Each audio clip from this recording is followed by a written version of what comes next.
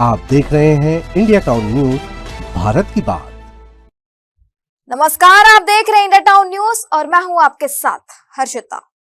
आज बात एक ऐसी नीति की जिसने सरकार की मंशा पर ही नहीं उसके तैयारी पर भी बड़े सवाल खड़े कर दिए हैं। छत्तीसगढ़ की नई शराब नीति जो मिलावट रोकने के नाम पर लाई गई थी, अब खुद अव्यवस्था की भेंट चढ़ी नजर आ रही है। प्लास्टिक बोतलों में शराब बेचने का आदेश और नतीजा सिर्फ 15 दिनों में 500 करोड़ का भारी नुकसान। जी हां, जिस फैसले को सुधार की दिशा में बड़ा कदम बताया गया था, वही अब सरकार के लिए सिरदर्द बन गया है। क्या बिना तैयारी के लिया गया यह फैसला अब सरकार पर भारी पड़ रहा है? इन्हीं सवालों के साथ शुरू करते हैं हमारी एक खास रिपोर्ट।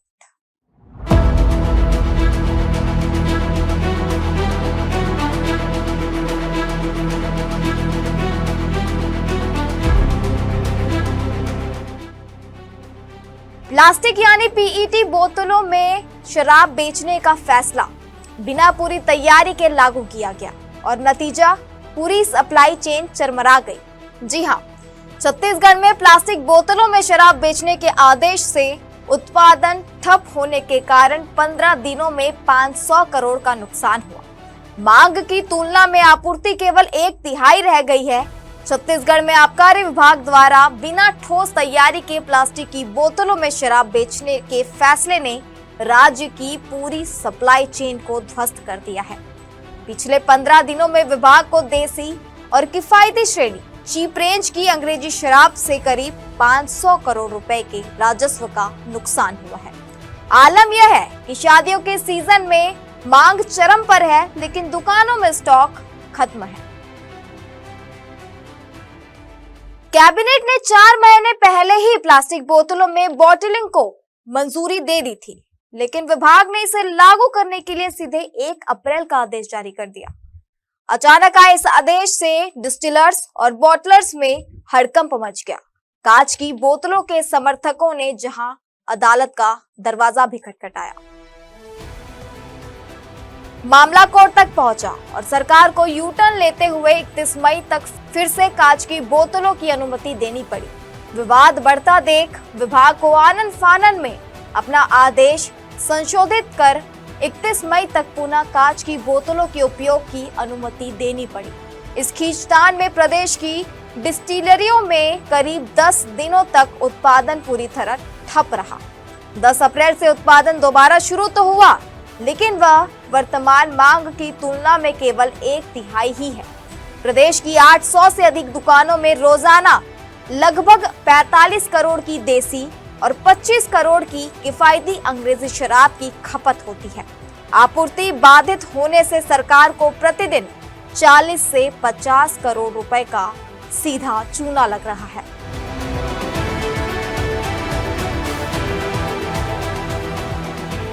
रोजाना 4,500 पेटी की मांग है, लेकिन केवल 1500 पेटी ही मिल पा रही है।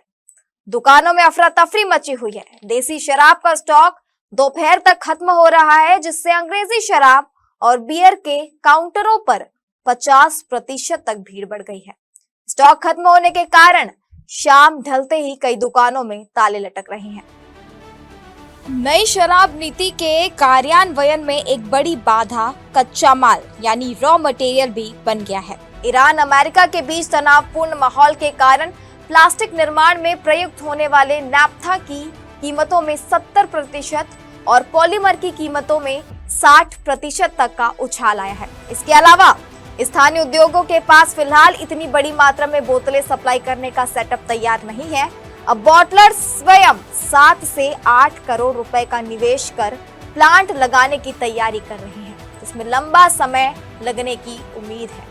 मंत्री का पक्ष इस भारी नुकसान और अव्यवस्था के बीच आबकारी मंत्री लखनलाल देवांगन ने स्थिति को संभालने का भरोसा दिलाया है। उन्होंने कहा, नई व्यवस्था लागू होने के शुरुआती दौर में थोड़ा नुकसान जरूर हुआ है, लेकिन इसकी भरपाई जल्द कर ली जाएगी। प्लास्टिक बॉटलिंग की इस नई व्यवस्था से शराब में होने वाली मिलावटखोरी पर पूरी तरह से लगाम लगेगी।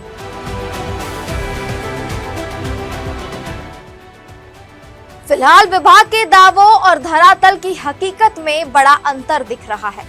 जब तक सप्लाई चेन पूरी तरह बहाल नहीं होती, तब तक शासन को राजस्व और जनता को किल्लत का सामना करना पड़ेगा।